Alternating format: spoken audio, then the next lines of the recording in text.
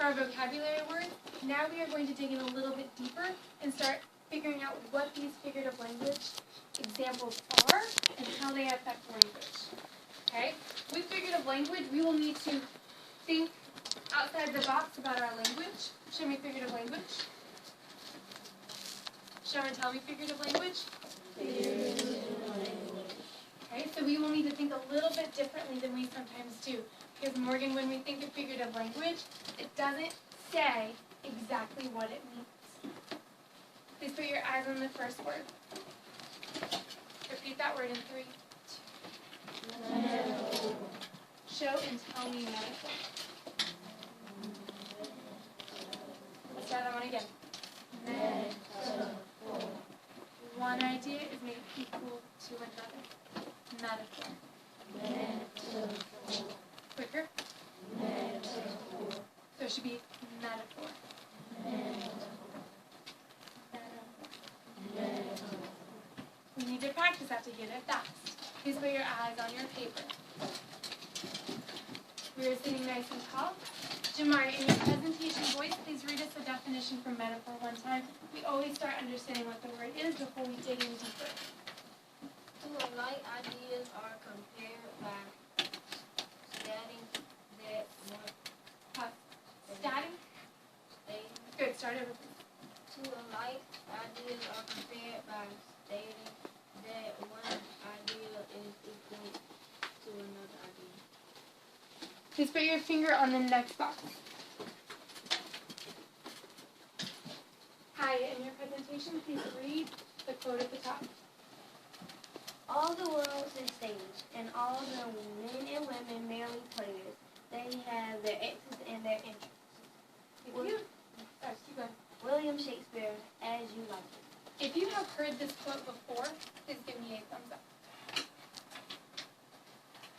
If you haven't heard it, that's okay. But it will take a little bit of thinking to understand what it means. In this quote, William Shakespeare, one of the most famous playwrights, if you haven't heard of William Shakespeare, you will read one of his works throughout your time in school.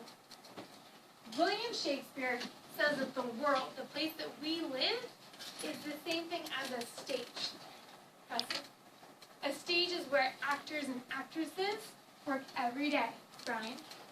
When you think of the world we live in, do you think of big red curtains? I don't normally think of curtains. Do you think of people wearing costumes every day? I don't think of costumes every day. Why does William Shakespeare say the world's a stage? He says the world's a stage because the men and the women are players. Now, players is an old form of language. Today, we would say something different. Please don't let posture get in the way of our bigger thinking. No higher level of understanding. So, when we think of people on a stage, what do we call those people? The men and the women who work on stage, they act out. Like, what are those people called? Actors, and sometimes we say actresses, if we want to use female terms. Actors and actresses. So, in this, he's saying that we are actors and actresses. Are all of us actors and actresses?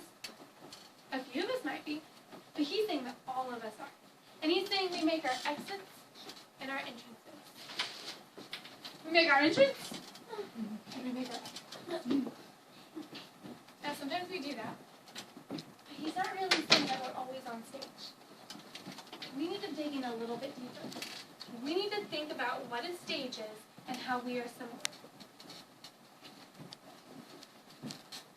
Do people watch us every day? You don't need to turn around. You can keep your eyes on me, showing major self-control. There's a camera taking this right now. Thank you for all of those of you who showed self-control by not turning around.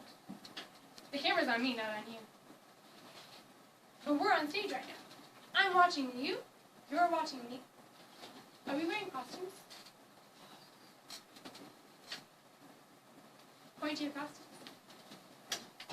We dress up for the part that we play every day. Our exits and our entrances. Of course, we have our class entrance and our class exit, but bigger than that, we have our moments when we shine, when we earn an A or a B on our unit tests. Those moments are the moments that feel really good. When we do our very, very best and we show growth on an assignment. Maybe we didn't make it the first time, but we feel it the second time. But sometimes there are exits, there are bad moments. Life is like this. Now, Mr. Shakespeare could have said that life has ups and downs, that we play a part, that we have a job, but he didn't. He compared the world to the stage. Understanding why he did that and how that affects us is going to take a little bit more time, and unfortunately we are going to have to pause and go to lunch. When we come back, we are going to take a closer look at hyperbole and simile. Please turn your paper over to the back.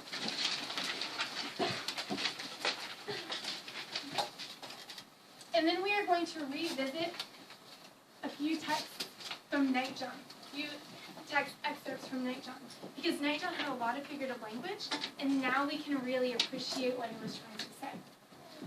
To make sure we don't lose anything, we are going to flip this up before we go to lunch. Please open your English binders to your classwork section. Trey is showing urgency.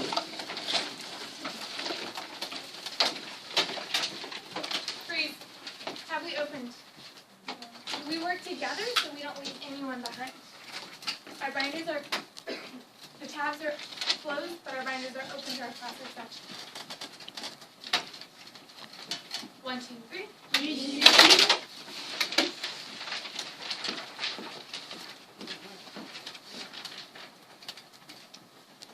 1, 2, 3. I apologize, Josh, I missed you. Make sure you have at least your English binder and one other binder to work on for lunch. Be ready to put those on your desk, have your pencil, and be ready to go.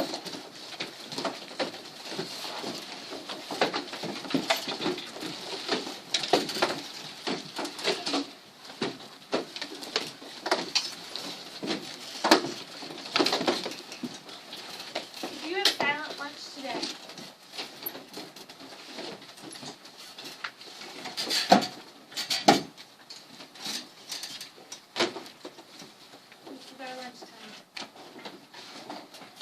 if you have earned silent lunch today, you will be sitting on the side of the cafeteria. Column 1 to be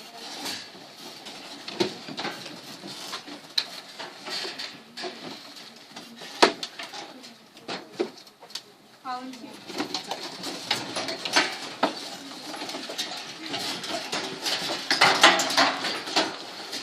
Keep pushing your chairs in. These are getting tied in our